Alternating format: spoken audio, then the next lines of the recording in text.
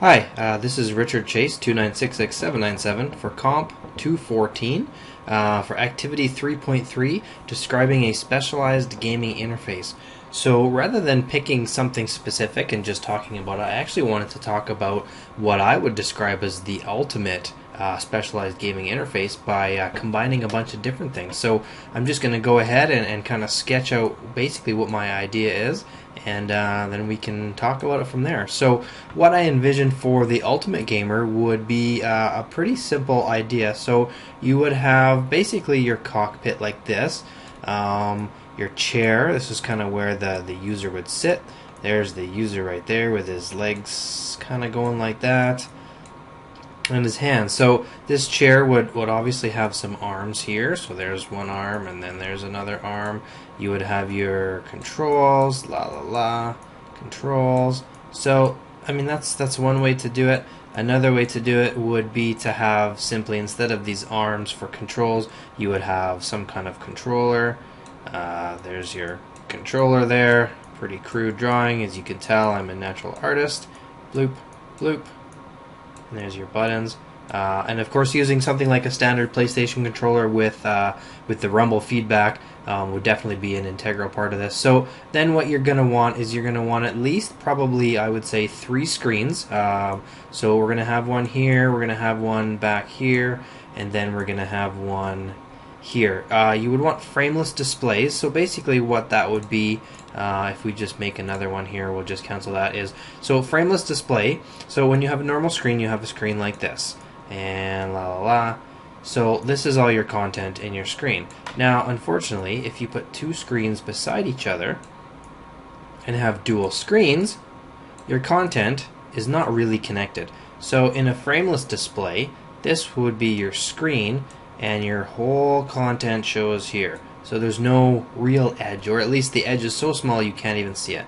When you put another screen beside it, bam, now suddenly you have this flow with basically an unbreaked image in the middle. So then if you have 3 surrounding the user, you have a really wide display.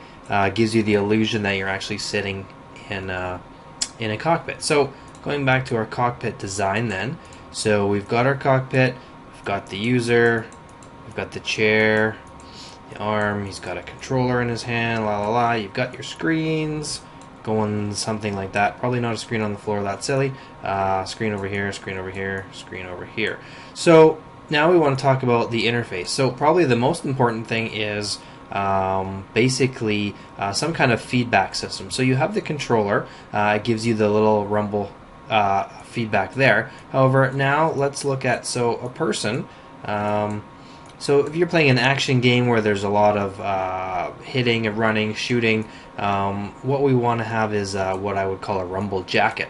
So in the rumble jacket, you're going to have basically 4 to 6 to 8, or however many sensors we'd want to put in there, and these would respond depending on what's happening in the character. So if you've got a bullet and it goes pew pew and hits right here, or in this region, this sensor is going to go off and it's going to give the character kind of a thump.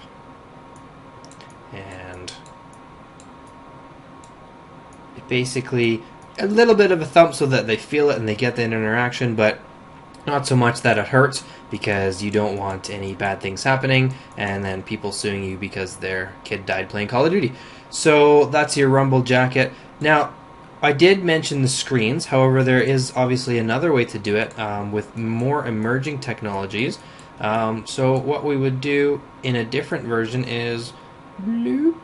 So now this is my awesomely drawn VR headset. So we could actually use something that exists right now, such as the Oculus Rift. So they make a virtual reality headset that you can wear, and basically it screens in front of your eyes to make it look like you're inside a video game. So combine this with our chair, with our Rumble controllers, our Rumble jacket, as I like to call it. And then what we probably would want is, I don't know, can we do some kind of virtual boots? Perhaps we could put some wheels on them, and those are wheels, yes. And then some kind of pad that they sit on that also has wheels. God, I can't draw wheels. These are like E's and P's. So what would happen is the wheels would move, and or the wheels on the boots would go round and round, depending on what's happening in the game. So giving the character a little bit of movement. I think, just put the whole thing on a track, and possibly a rotating track, so that the chair can actually spin and turn around. And you know what? Yeah, the screens, forget the screens. That first 3 minutes of my video, totally pointless. This is where we want to go. So this is on a track. We probably want it to be able to move, back and forth a bit, up and down a bit, and then rotate around. And that's really going to give the user a lot of really cool interface. And maybe even the ability to slightly tip, and being able to move around like that is really gonna, you're gonna think you're really in the game. You're playing like a roller coaster game or a racing game. That's gonna be really intense. You're gonna need audio, so we're gonna need probably like 7 to 10 speakers, kind of all over the place, just so that we have that, basically the sound coming in from all directions. Because it would be kind of silly if you heard a car coming from behind you, and it just looked like it was coming from ahead of you or coming out of left and right speaker, and it kind of just kills that whole immersion. So that would be really the ultimate interface. I think it would look a little bit better than a bunch of lines on the screen, but for the most part, that's it. We've got our audio, we've got our visual, we've got our feedback. In our rumble jacket, we've got our rumble boots, and we're just going to patent. That's how you spell patent, and then pending. Yeah, that's what that says. Don't even worry about it. Just don't take that idea, or I'll sue you. And so once we've got the boots and the jacket and the hat, I don't know, gloves do we need? I know that they had like the power glove. It was pretty much a flop. The only time it was really useful, I think, was in one of the Freddy Krueger movies. Other than that, I don't think anybody really bought it. So yeah, we're just gonna not do gloves, I think, with the controller. And controllers, that's another thing that we really forgot to talk about. If you're playing a shooting game, are you going to shoot with something that looks like that? No, because that's not a thing. But are you going to shoot with something like this? And that's actually a gamepad, not a dog bone. So there's our buttons. Now people like to use this, and they're kind of used to that, or it's wireless, right? Because that's, come on, this is 2014. But what's even better is some kind of modular controller.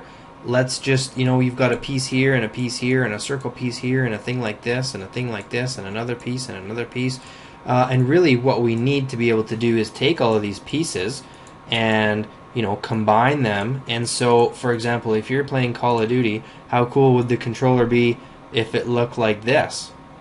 Probably pretty embarrassing, but it would actually look a lot better than that, because it would resemble more like a gun.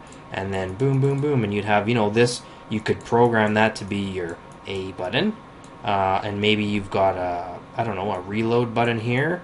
That's your B button. That's a B. And then, you could left and right triggers, whatever you want to do, right? So the idea would be to have something modular. The Wii does a little bit of a job like that, where they have your things. That's kind of a Wii controller, and then all of a sudden you can stick it into something like this, and now you've got a badminton racket. If you've ever played badminton, that's what it looks like. Just don't look it up, just trust me. Or you can put it into a racing wheel for playing Mario Kart. Yeah, that's a racing wheel. And so combining this with everything else, and I think you've got basically your ultimate specialized gaming interface. Something like this, it would probably cost a lot of money to do, but would be really awesome. Something like this, you'd want to maybe put in an arcade, because you're probably looking at 10 grand or maybe $20,000, $30,000 to make it. But if you could get a million kids to put a quarter in that every day, then I think you'd be doing all right. Or for rich kids who have more money than they know what to do with, they would definitely buy something like this for their home. And then maybe you could get 2 of these and do some multiplayer.